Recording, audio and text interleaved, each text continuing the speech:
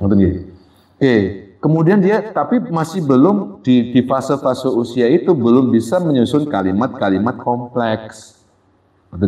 Fa innahu qaribal alam, tetapi ini sudah mulai mendekati. Ya. La ka ibnil mahdi, tetapi kemampuan yang sudah murahaqah mendekati usia balita itu jauh berbeda, sudah berbeda dengan kemampuan sebelumnya. Potensi sebelumnya kan ada potensi tapi belum ada tindakan. Kalau yang kedua ini ada potensi, ada tindakan tapi tindakannya sederhana. Tapi sudah bisa menulis huruf-huruf, kata-kata atau kalimat sederhana. Laisa fihi al-kitabati illa quwwatun mutlaqatun. Pada fase ini muncul apa yang disebut dengan potensi absolut. Quwwah mutlaq. Ba'ida 'anil fi'l. Masih jauh dari apa yang disebut dengan tindakan penulis. Apakah anak yang bisa menulis A, B, C, D digabung ya menjadi kata tertentu disebut sebagai penulis? Belum. Masih jauh dari disebut sebagai seorang penulis. Tapi ingat, punya potensi. Ya. Baik. Barulah fase yang ketiga, ar-rutbatu ats-tsalitsatu. An tahsula al-ma'qulat al-muktasibatu kulluha bil fi'l. Pada fase inilah manusia benar-benar memperoleh konsep-konsep al-muktasibatu kulluha. Yang semua konsep itu ya, sesuatu yang bisa diakal itu kemudian dia bisa muktasibah, dia peroleh, dia cari, dia usahakan. Bil fi'li, dengan perbuatan.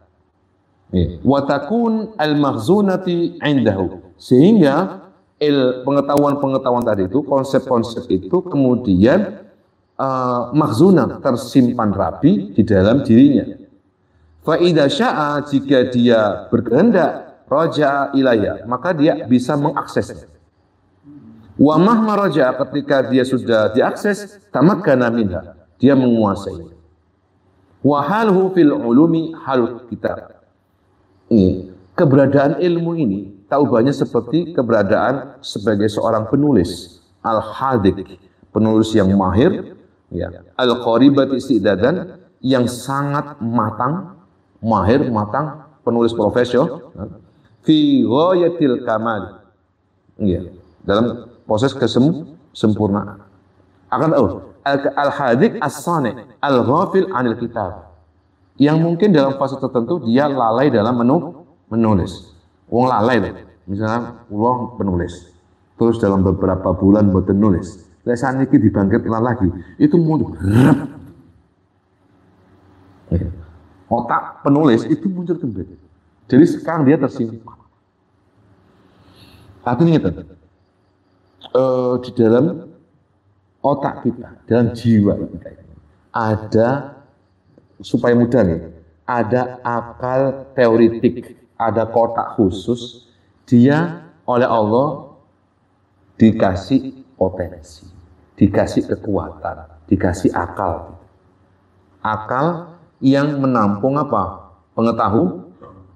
Oke. Masih kecil, dia ada tapi belum ada tindakan. Ketika sudah mulai besar sampai dewasa, fase. Ilmu itu pun juga demikian. Bahwa ilmu yang dimasukkan ke dalam akal teoritik itu bersifat graduatif. Dia ada, lalu berkembang sampai menjadi profesional, sampai menjadi mahir. Karena itu tidak ada manusia bodoh. Yang ada adalah manusia yang tidak kenal dirinya sendiri. Man jahila nafsahu, manusia yang tak kenal dirinya, fahuwa bi ghairihi ajhalu, maka terhadap yang lain dia lebih tidak kenal. Ada. Apa jenengan kok mboten nulis buku, Mbak Pung? Ya, misalnya ya.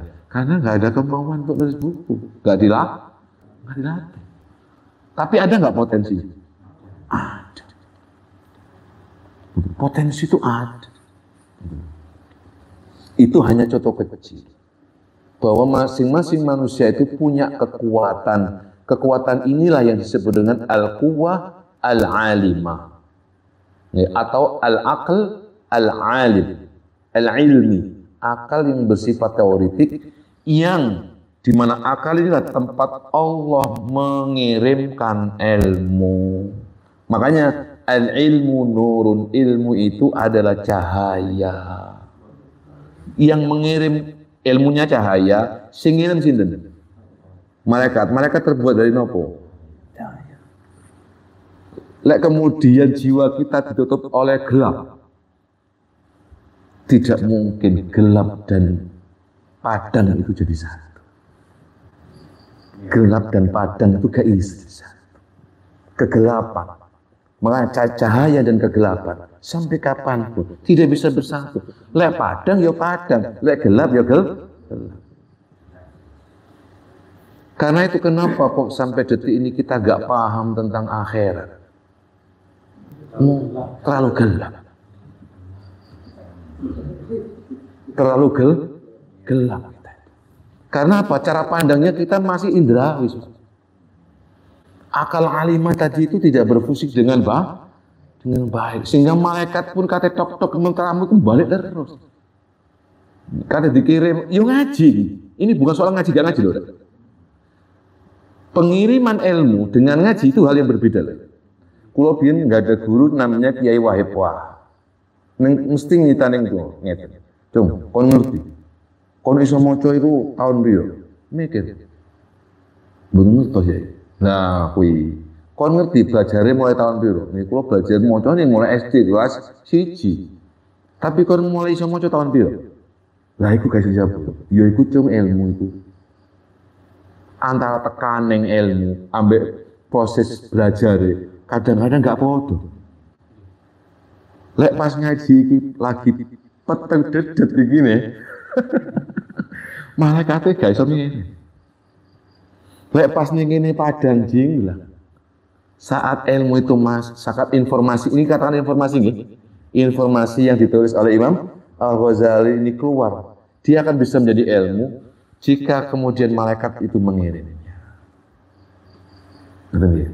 Inilah yang disebut dengan ilahiyah. Ini ilahiyah.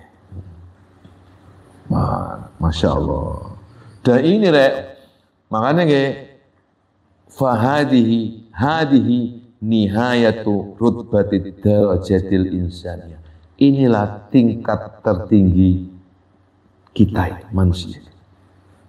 Di sini tingkat tertinggi nihayatu puncak darajatu rutbatid darajatil insan.